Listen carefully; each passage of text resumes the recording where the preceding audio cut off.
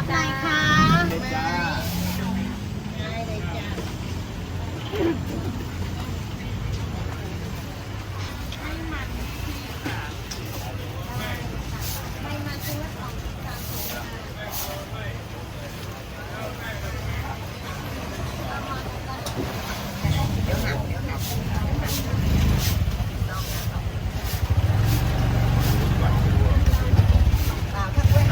น้ำอีกเคียวร้อนๆเลย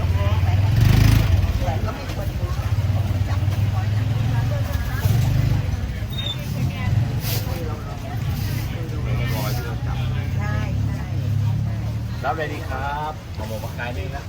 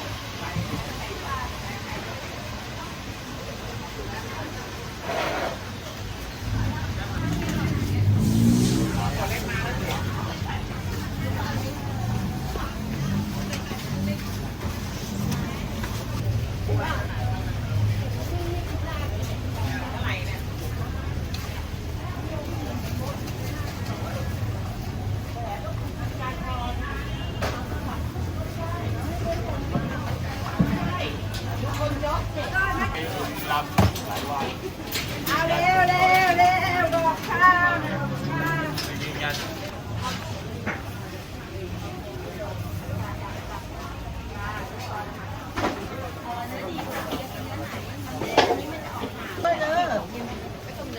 ลูกค้าช่วยจำด้วยนะลูกค้าเข้ามาเปิด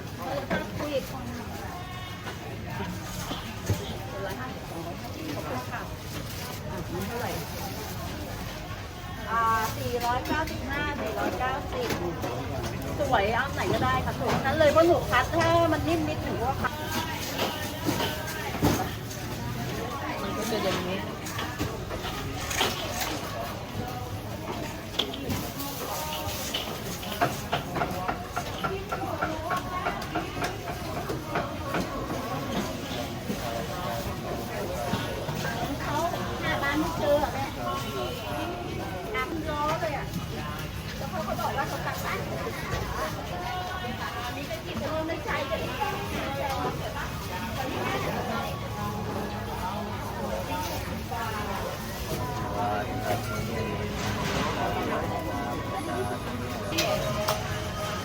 ไข่เจียว35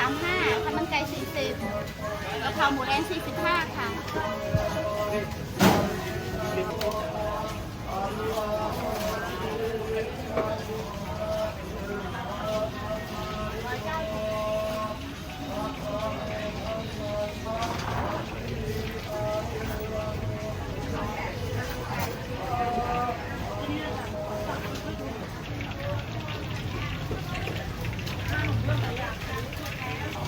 60 บาทค่ะพี่ร้อนๆเลยร้อนๆเลย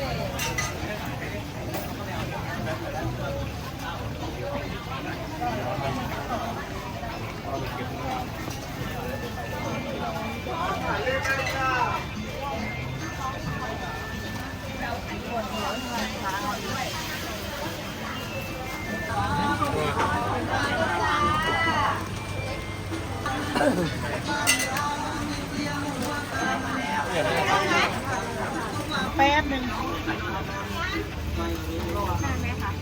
เดี๋ยวของพี่อยู่ในกระทะนี่แหละ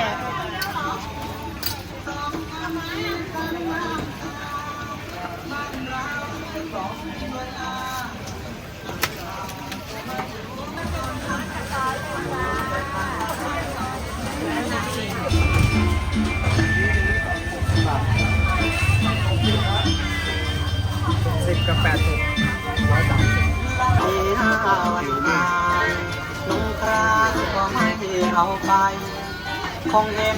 เป็นเศษอะไรต้องนอนเข้าใจร้องไห้ เด็ดจ้ะเอาหน่อไม้ใช่หน่อไม้3หรือเพื่อน หน่อไม้3ก็ใช้3ค่ะ 3อันที่2นะอันที่2ที่แค่2ครับ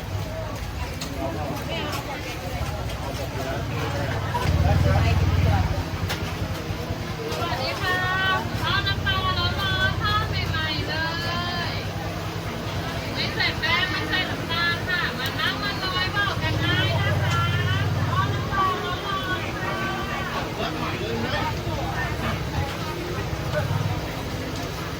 สวัสดีค่ะหมูทอดน้ำปลาร้อนๆ ไก่ย่างค่ะวางเลยวางได้หมดเลยเพราะว่าซื้อหมดแล้วแจ่วอย่างเดียวนะได้ค่ะนี่เลือกก่อนนะได้เลยจ้าต้นตัวไหนเลือกก่อนจิ๊บจ้าก่อนได้เลยค่ะข้าวปลากระป๋าปลาแซลมอนนี่ค่ะโค้งข้าวไม้เลยลูกเท่าไหร่ไหม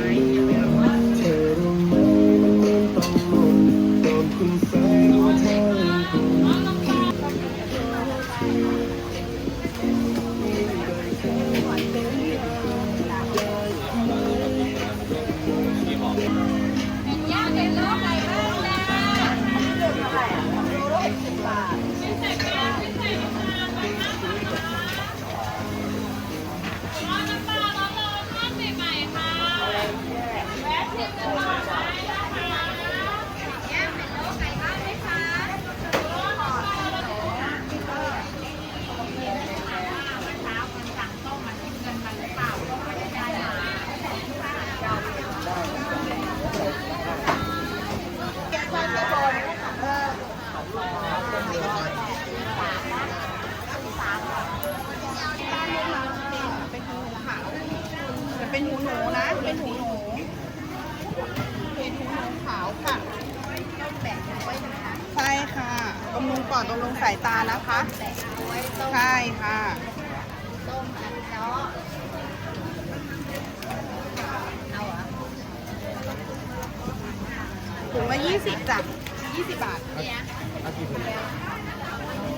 ได้ค่ะไม่เอา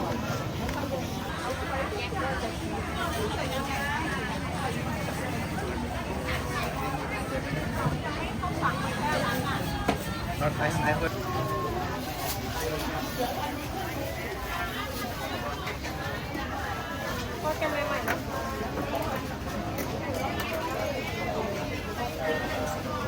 มันลงจริงๆนะเขาไม่เคยเจอรถ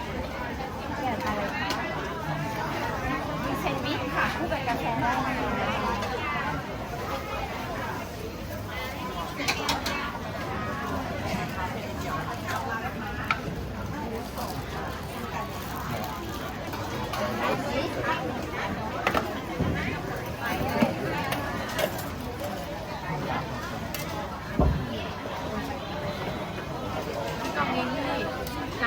เอาเนื้อนี่อยู่วะ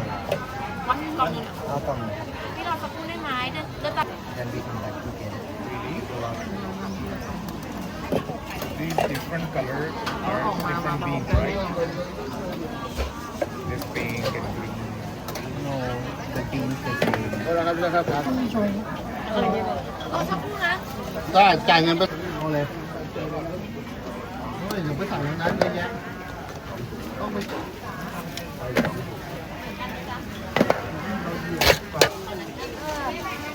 เอาเนี้ยมาดีกว่ามาลงวางข้างหลังได้จะเอา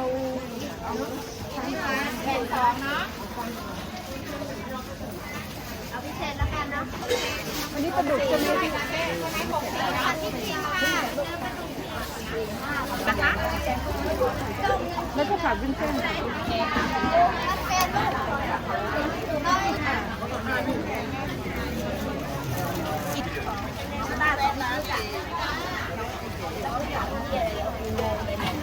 ขอบพระคุณค่ะเชิญค่ะน้ำต้ม1อย่างเดียวนะคะปานนะคะเนื้อทอดขนม อบพระคุณครับขออยู่ตรงนี้นะครับเชิญครับ เอาขนต้มแค่2 ชุดนะต้มเลย 60 บาทครับ200 บาทค่ะเดินขยับนี่เลยนะคะ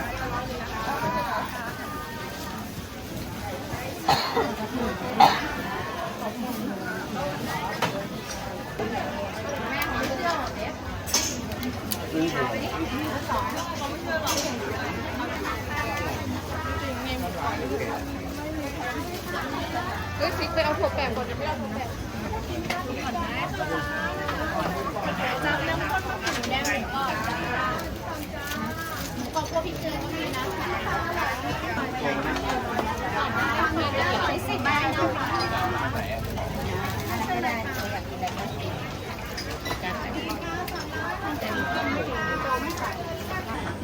พี่ลุงยังไม่สั่งเลย บะหมี่ค่ะอ๋อใส่กล่องนี่ทานได้เลย เอาแค่สีเนาะ บะหมี่กี่ชุดคะหนูต้องเลยสีหน้าไปแล้วอยู่ซ้ายเลยขอบคุณนะคะพี่ปลาใส่ไส้ใส่กุ้งอร่อยค่ะปลาใส่ไส้ใส่เค็มอร่อย ใส่กับอันนี้เนาะ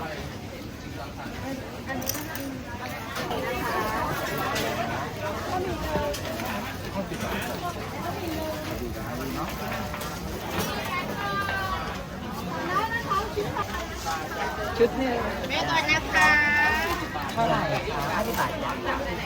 คุณไม่เข้าไปที่อย่างนั้นอยู่คนเดียวตอนนี้คนเดียวแล้วคนไปข้างนอกหมดน้องอะไรดีครับสอบถามได้เลือกเลยจ้าอร่อยทุกอย่างร้านนี้เลยนะครับ ลืมแล้วป่ะมองแก้วขนมยังบ้า อะไรดีใจครับสอบถามได้เลือกเลยนะอร่อยทุกอย่างจ้า โทษมันอร่อย มันกระจายคุกกี้เกี๊ยวกุ้งจ้าจ้าอยากทานอะไรสอบถามได้เลยนะครับ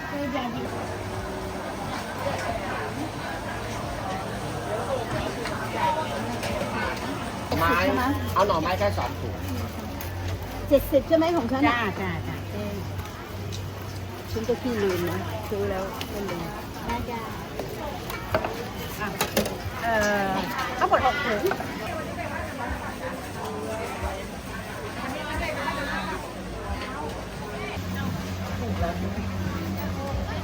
ชิมได้ชิม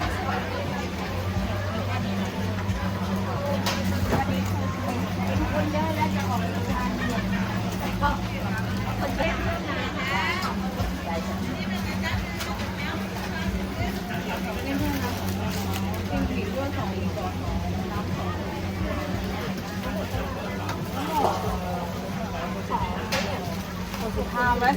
ดูได้ไหมเลยบอกหน่อยเอาใส่เยอะๆใส่ไปคงจะถูกแล้ว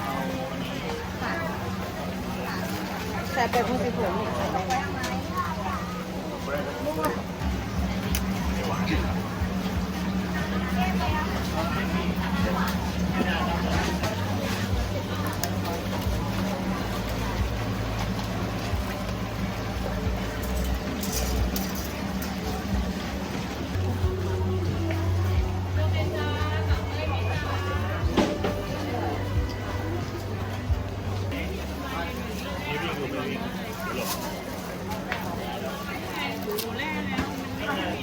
อะไรน้องเนตรไปกับพ่อกับแม่เลยเล็กโม่กันก่อนเดี๋ยวเราชวนบางน้ำหนึ่ง เลยจ้าน้ำเลยจ้า เ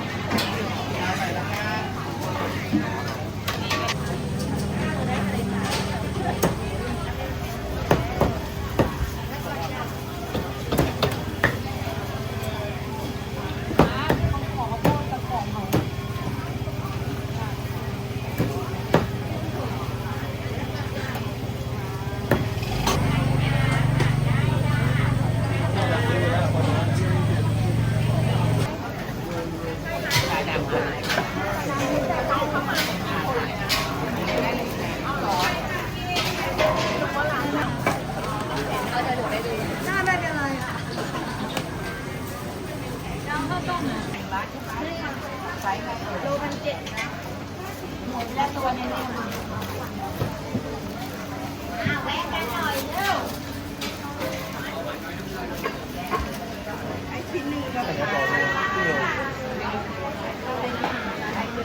เป็นร้อยแต่ขนาดที่เรียนถุงเดียวก็เรียนถุงแล้วก็รับรอง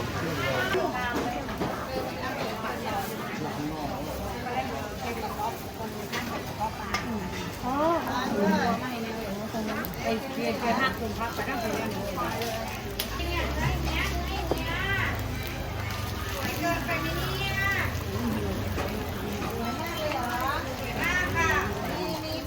อร่อยด้วยพี่ไม่แพงด้วยจ้ะแล้วทัวร์พี่มีอะไรอีกไหมอ่ะเรื่องกุ้งของน้า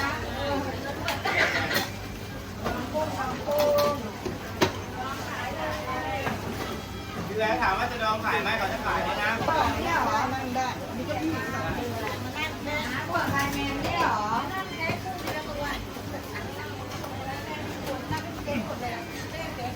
แม่พวกผูกกินเลยเมื่อวานนี้บอกกุ้งใส่กุ้งใจแม่แข็งไว้ไม่ทำกินใช่ป่ะป้าเป็นเกาเหลานะ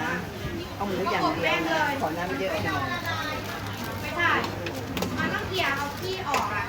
ถึงจะดีกว่ามันแล้วออกยากแล้วกินแล้วเป็นทรายแก่ๆด้วยเจ็บเลยแล้วเอาน้ำนอกออกอ่ะ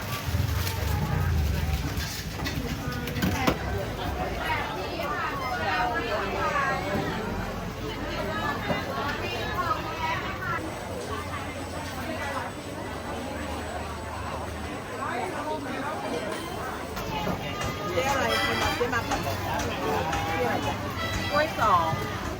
ฟักทองเลยดอกเลยเอาได้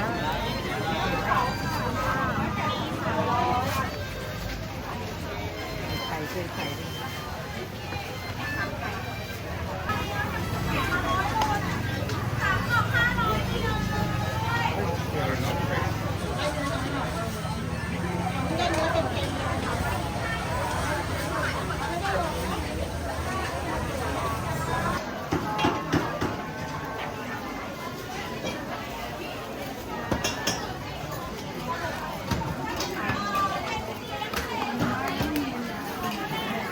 เปิดออเดอร์นะคะเนี่ยมีกี่นาที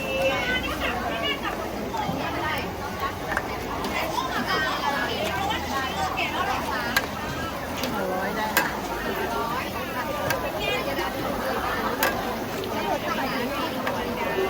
ก็เลยได้ค่ะไม่อันนี้ของมิตรหมูอันช่วยวางที่ชีพ2 มือร้อน ไม่มีจ้า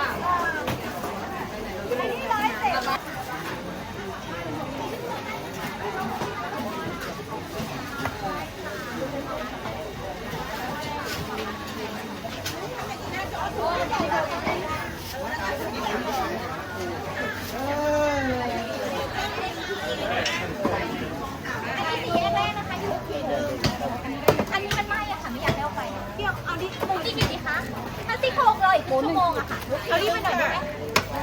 อันนั้น9อาหารมาเลยมาเลย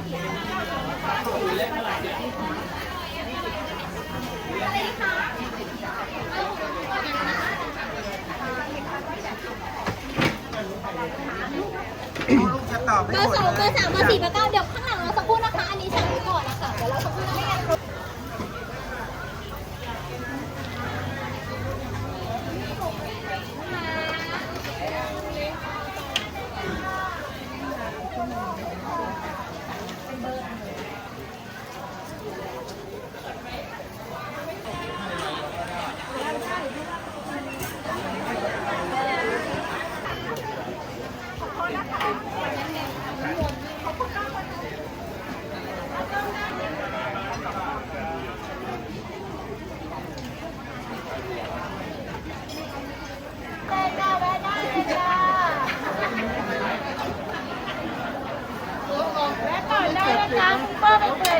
ได้เลยค่ะแวะได้เลยค่ะ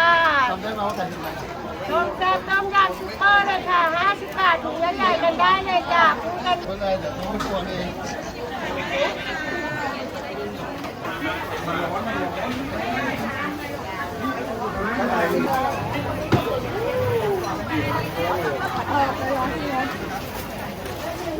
ตอนเหลืองแป๊บนึงกาแฟ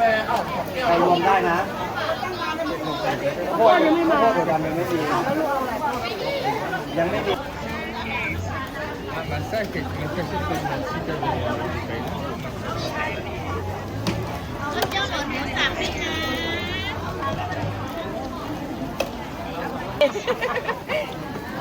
ไก่ก็เต็มฝาก็เต็มจะไปทางไหนดูดิบะเปียเขาขายดีมากนี่กระดาษแจกบัตร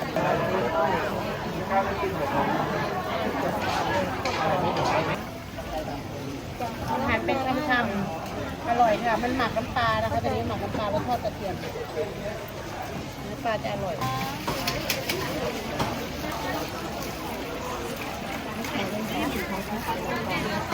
ไม่แข็ง